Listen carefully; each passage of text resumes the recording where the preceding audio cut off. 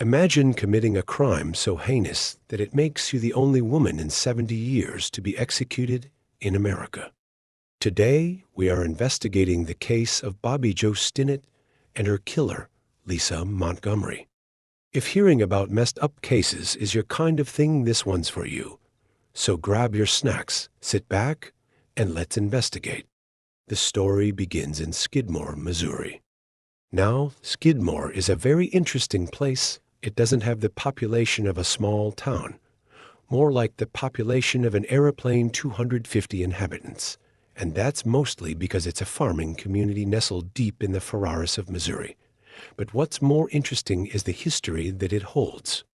In just 3 decades, Skidmore had a local dictator, a murder, a second murder, and then a disappearance. Remember, this is all with only a population of 250. Today, we're looking at the town's second murder, Bobbie Jo Stinnett. Her story begins where it ends. She was born on December 4, 1981, in Skidmore. Not a lot is known about Bobbie's past, but elders in the town described her as a quiet yet happy girl as a child. While growing up, Bobbie met Zeb at school, and the two became childhood sweethearts in 2003. They both got married in a local church. They dreamed about selling their small rental cottage and building a larger home for themselves, one that would house both them and their children in the future. And a few months later, part of that dream would come true. In April 2004, Bobbie Jo fell pregnant. They were both ecstatic and expecting the baby sometime in January the following year. Zeb found work for a local manufacturing plant named Kawasaki and Maryville, while Bobbie Jo had a few home side hustles. One of them included breeding and selling rat terrier dogs. So by December 2004, the baby was well on its way. Bobbie Jo was 8 months pregnant, and she was still breeding and selling her rat terrier dogs. She would advertise them online, and part of her business would be to keep a report through an online chat room dedicated to rat terrier dogs called Ratter Chatter. Other members of the Ratter Chatter group knew Bobbie Jo for her sweet and caring nature. They would talk about their passion for rat terriers, but also shared interest in each other's lives outside of dog breeding. It was a small online community, and in those forums sometime back in mid-2004, she announced to everyone in the forum that she was pregnant and expecting a baby the following January. Around the same time, another member of the forum celebrated that she too was pregnant and expecting as well. Her name was Lisa Montgomery, and she was from Melbourne, Kansas, expecting her baby sometime in December 2004. Other members of the group, though, were suspicious of Lisa's claims. Lisa was still participating in dog shows, and others noticed that she didn't seem to be gaining a baby bump, especially as the pregnancy drew closer. Bobbie Jo, however, had no reason to be distrusting of Lisa Montgomery. She had met Lisa, after all, at dog shows previously that year. The two often would talk about the highs and lows of pregnancy, babies' names, and things that they would buy for the babies after they gave birth. In November 2004, Jason Dawson received an email from a woman called Darlene Fisher. Jason was a breeder of rat terriers and also, through his job, was a friend of Bobbie's, meeting her at dog shows and also through the online forum. Jason had never met Darlene before, but it was normal for him to receive emails from strangers, usually inquiring about adopting puppies. Darlene asked Jason if he knew of anyone in northern Missouri who had puppies up for adoption, as she wanted to give her kids one for Christmas. Jason knew Bobbie had a dog who just had puppies, and they'd be ready to go to new homes for mid-December, so he recommended Bobbie to Darlene. He gave Bobbie's details to her that afternoon, so Darlene eventually got in touch with Bobbie through the Ratter Chatter forum, and she sent an email to her saying, "I was recommended to you by Jason Dawson, and I've been unable to reach you either by phone or email. Please get in touch with me soon, as we're considering the purchase of one of your puppies and would like to ask you a few questions." Bobbie Jo later replied to Fisher that evening, writing, "Hi Darlene, I've emailed you with the directions. so we can meet. I do hope that this email reaches you. Great chatting with you on Messenger. And I do look forward to chatting with you tomorrow. Thanks. Talk to you soon. Have a great evening, Bobbie. The next day was December 16th, and it was warm for winter's morning, the sun often breaking through the clouds. It was a Thursday, so Zeb went to his usual workplace in Maryville at Kawasaki Motors, leaving Bobbie Jo at home with the dogs. Bobbie was waiting for the arrival of Darlene Fisher. Nothing felt out of the ordinary for her. It was a usual day after all. And then at around 2:30 p.m., Bobbie heard a knock at the door, so she went to answer the door. As she opened it, she would not find Darlene Fisher, but Lisa Montgomery. She was startled, but before she could even react, Lisa barged her way in, because you see, Lisa was actually Darlene. She used a fake name to find out where Bobbie lived. She overpowered the heavily pregnant woman. As she forced her way inside the house, things escalate very fast here. She pulled out some cord from the back of her pocket and started to strangle Bobbie Jo, tightening it harder and harder the more that Bobbie struggled. Seconds turned into minutes as Bobbie's efforts turned limp. Lisa held her until there was movement no more. But Lisa wasn't necessarily here for Bobbie's life. She was here for Bobbie Jo's baby. Lisa pushed Bobbie onto her back, and with a kitchen knife cut into her womb by slicing through her abdomen. But halfway through slicing her stomach open, Bobbie regained consciousness. Picture this for a second. She regained consciousness to see another human being slicing her baby out of her with a knife.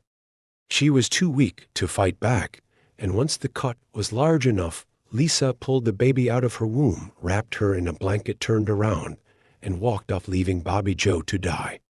An hour had passed, and Bobbie's mom, Becky Harper, was in town at the local garage waiting for Bobbie. Her truck needed to be repaired, so it was scheduled to be in at 3:00 p.m. for service on that day, but she hadn't heard from Bobbie since the phone call earlier on that day. She thought that's a little odd, so she walked to Bobbie's house, and when she got there and opened the door, she walked into her worst nightmare. She found Bobbie Jo lying in a pool of her own blood. She was unconscious, and her fists were clenched with strands of long blonde hair stuck in their grasp. Becky screamed as she ran to the phone to dial 911. Operators later confirmed that Becky described the scene as though her pregnant daughter's stomach had exploded, and that there was no sign of an infant anywhere. Paramedics arrived almost immediately, but unfortunately, they were not able to revive Bobbie Jo. She was pronounced dead at 4:27 p.m. It was concluded, though, that the baby could still be alive, considering Bobbie Jo was already 8 months pregnant. Though the baby could be in severe distress following the traumatic birth, so with knowledge that both a murderer and a kidnapped child were on the run, the hunt to find Bobbie's killer was on. Authorities started immediately going around local residents' houses, knocking on their doors to ask if they'd seen anything suspicious that day. One resident claimed that they had seen an old red car parked outside Bobbie's house at around 2:30 p.m., and it's a car that they'd never seen before. An Amber Alert was put out for the missing baby, though it was difficult to fill a profile because no one knew what she looked like. News of Bobbie's death spread like wildfire. Shock waves were felt in the local communities, and the whole country heard of Bobbie's horrific death. Although the killer was not known, she was then nicknamed as Womb Raider. People in the Ratter-Chatter community learned of the news too. In fact, the murder of Bobbie Jo is all that they spoke of, scrolling through posts from the last couple days. One of the moderators, known as Sitka, looked for any clues that may help with the investigation, and there she found the conversation between Bobbie Jo and Darlene Fisher, which also shared plans to meet the following day. She connected the dots immediately and contacted the FBI on her discovery. FBI computer forensic analysts traced the location of Darlene Fisher's emails to a telephone line at the home of Kevin Montgomery on South Adams Road in Melbourne, Kansas. It was now December the 17th, and at Whistle Stop Cafe in Melbourne, Lisa and Kevin were delightedly showing off the newest addition to their family, baby Abigail. Lisa told her friends that she'd been shopping the previous day when she went into labor at a local store. She claimed that she was taken to the Women's Center in Topeka, where she then gave birth to a baby girl. She then called Kevin afterwards to tell him of the news, and of course, he was delighted. He ran into the truck and picked her up as soon as he could. But that, of course, was BS. While the Montgomerys were enjoying their coffee at the Whistle Stop Cafe, FBI agents were waiting for them, sat outside their farmhouse in Melbourne for their return. A couple hours had passed, but eventually a dirty red Toyota Corolla pulled up to the farm, Lisa and Kevin emerging with the newborn baby. The agents approached the two and, after mandate, followed them inside for questioning.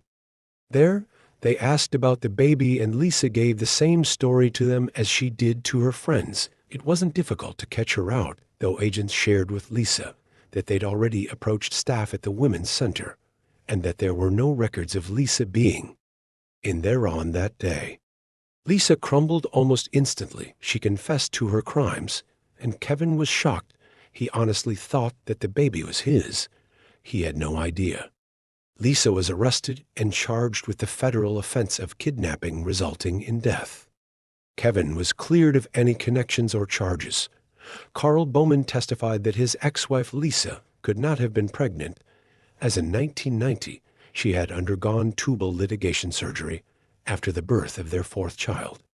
After her procedure, though Lisa would fake pregnancy 5 more times, her current husband Kevin testified in court that she claimed that she was pregnant 3 times while she was with him, and all 3 times he believed her. The first 2 supposed pregnancies ended in miscarriage or abortion, but the 3rd time was different, and when he saw the baby in Lisa's hands, he genuinely believed that it was his and hers. Lisa Montgomery pled not guilty to her charges, and her defense attorney, Fred Dughart, pleaded Lisa as insane in an attempt to avoid the death penalty. He argued that the defendant had suffered a lifetime of mental illness due to the psychological, physical, and sexual abuse that she'd endured as a child from both her mother and her stepfather. This didn't work, though, because on October the 22nd, 2007, just after 5 hours of deliberation, the jury found that Lisa Montgomery was found guilty of murder. On October the 26th, the jury also recommended the death penalty, one in which the judge formally complied to. And this is where we learn more about the real Lisa Montgomery, because only after the trial was more light shed on her history. When Lisa was a child, it was found that her mother trafficked both Lisa and her sister to other men, and while Lisa's older sister Diane cared greatly for Lisa. At the age of 8, when Lisa was just 4, Diane was taken out of her family home by social services and put into foster care. Social services, though, didn't take Lisa away, which meant that she was now left all alone to deal with the abuse by herself. Lisa was also the target of her stepfather's aggressive behavior. He routinely essayed her and often slammed her head into the concrete, a few times so hard that she sustained traumatic brain injuries to her head. At the age of 14, Lisa spiraled into alcoholism just to get through the nightmare that she was living. But it didn't stop there. At the age of 17, Lisa's mother forced her to marry her stepbrother, Carl Bowman. He would also go on to routinely sexually and physically abuse Lisa. The two ended up having 4 children, but they lived in severe poverty and often had calls and visits from social services. The abuse inflicted on Lisa by those who were supposed to protect her can be described nothing short of evil. She also suffered from fetal alcohol syndrome, as her mother was drinking heavily at the time that she was pregnant with Lisa. However, much of the abuse that Lisa had gone through was not revealed to the jury in her trial. Most of this only came out in her appeal after the verdict. This was actually considered the defense attorney's greatest failure in defending Lisa during her trial. Lisa Montgomery remained on death row from 2007. For 14 years, the United States had actually stopped federally executing inmates shortly before her sentence. But at the end of 2020, in his final days as president, President Trump overturned the hiatus of federal executions and issued a special warrant for the executions of several inmates. One of them would be Lisa Montgomery. This sparked controversy in Lisa's case, as not only did her trial not take her abuse into consideration, but the world has also learned a lot more about mental health in the time since her conviction. However, this changed nothing because on January the 13th, 2021, at 1:31 in the morning, Lisa Montgomery was pronounced dead following lethal injection at the federal prison complex at Terre Haute, Indiana. That's the case of Bobbie Jo Stinnett and Lisa Montgomery, a truly awful murder and a complicated ending for her killer too. It's also a miracle that the baby survived. Victoria Stinnett is now 16 years old and still lives with her father Zeb, not in Skidmore though, but their old house is still up there to this date empty since Bobbie's murder. What Lisa did to Bobbie is incomprehensible. In fact, it's one of the most vicious murders I've heard to date. Someone who is able to kill in such a way as that should never be allowed back into society, no doubt. But was it worth the death penalty? Remembering her abuse and subsequent mental condition, did she deserve the death penalty above serial killers and other fully cognitive murderers? I'm not here to judge, but what do you think? Do you think she deserved the death penalty? Do you think that she deserved to die for what she did? Please let me know your thoughts in the comments below, because I honestly would love to hear what people think. Thank you so much for watching my video today. If you enjoyed this case, please leave a like. I do plenty more like this on my channel, so if that's your sort of thing, I'd love to have you around for more, so please do consider subscribing to Forensic Footprints, and I'll see you in the next one.